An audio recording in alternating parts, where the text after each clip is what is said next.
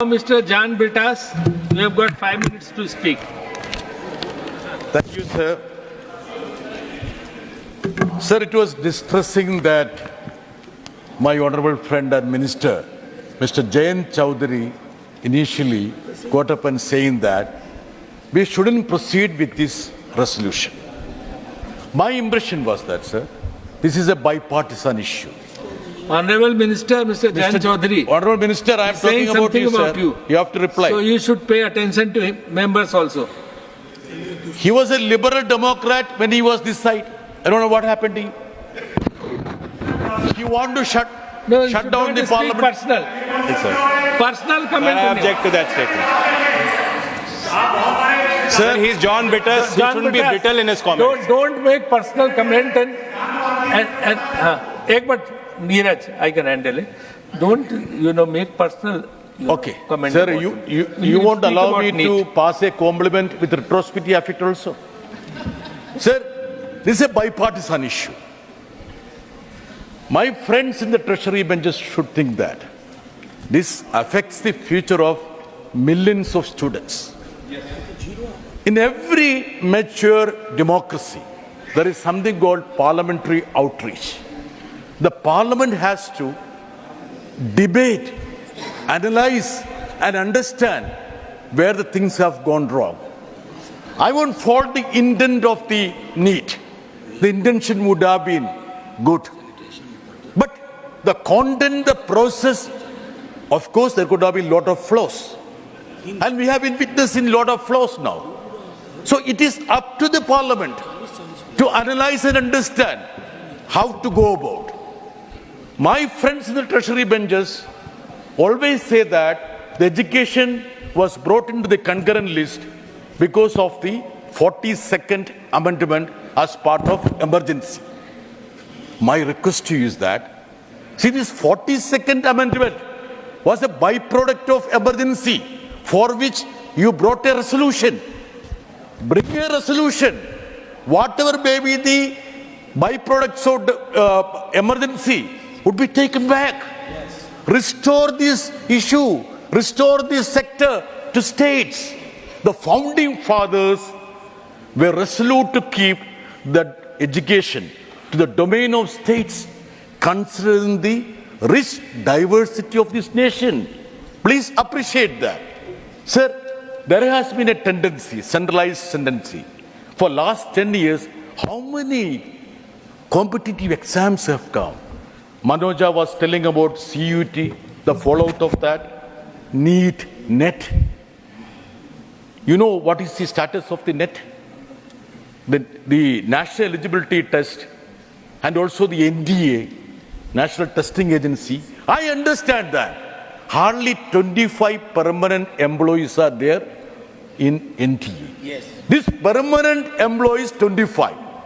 They are conducting tests for 25 very important exams which affects the future of millions of students. Don't you think that we parliamentarians need to analyze, to understand where we have gone wrong? Shouldn't we correct that? That is why I support the resolution of Mr. Abdullah that this House has the bounden responsibility to understand where we have gone wrong. Sir, I have 3-4 points to say. See, what are the key issues with regard to the NEET? It obliterates the rights of the states to regulate medical education. That's the first point. Second point, it disproportionately favors CBSE students, disadvantaging those from the state boards and economically weaker sections. I would call the government to come forward. Let us analyze. Let us entrust the body to understand the anatomy of the people who have passed the NEET exams. Where are the flaws? And the third aspect, it necessitates costly extra coaching beyond ordinary school education, which is not affordable to the ordinary students. And the fourth point, sir, which has come to the fore, the transparency and security of the centralized examination process have been repeatedly called into question. Sir, there is a series, web series, with regard to the Kota so-called coaching centers. It's an OTT platform. I would request the Honorable Minister that he should watch that series, web series. Now, sir, together with the Cabinet Minister, who is absent. I don't know why he is absent. Sir, there is an alibi that is being brought forward. How can you speak against the Supreme Court verdict? Sir, that is a fish flow. You know why? The NEET was brought in 2013. As Advocate Elango said, there was a verdict. Then further there was another verdict by the in 2016. The Supreme Court said the government and medical council can go ahead. It was not the decision of the Supreme Court. It merely upheld the decision of the executive. Then what happened, sir? After the verdict of the Supreme Court in 2016, you slept on it for years. Exactly. Only after a NGO went to the Supreme Court again took up the matter. So, were you indulged in contempt of court for these years then? After the verdict in 2016? Again, sir, if at all the ruling party had agreed to all the verdicts of the Supreme Court, I would have naturally consented to their argument.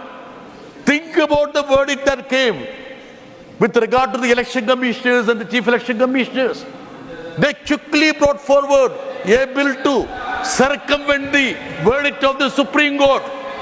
Conveniently, they take alibi on the Supreme Court verdict.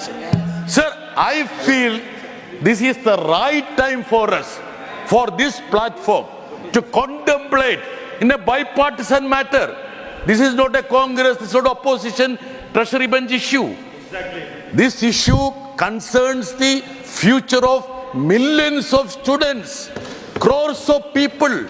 Let us put together our own thoughts. Let us contemplate, understand what could be the way out of this crisis. There is a serious crisis of credibility. Just to retrieve the situation, the Parliament has to exercise its right of parliamentary outreach, understand the issues. So I would earnestly request my friend and Honorable Minister, let him look at these issues dispassionately. Don't think that you are now other side, so you should look down at this side. Let us sit together and understand how we can go ahead, and I would earnestly support the resolution moved by Mr. Abdullah. Thank you, sir. Thank you, Mr.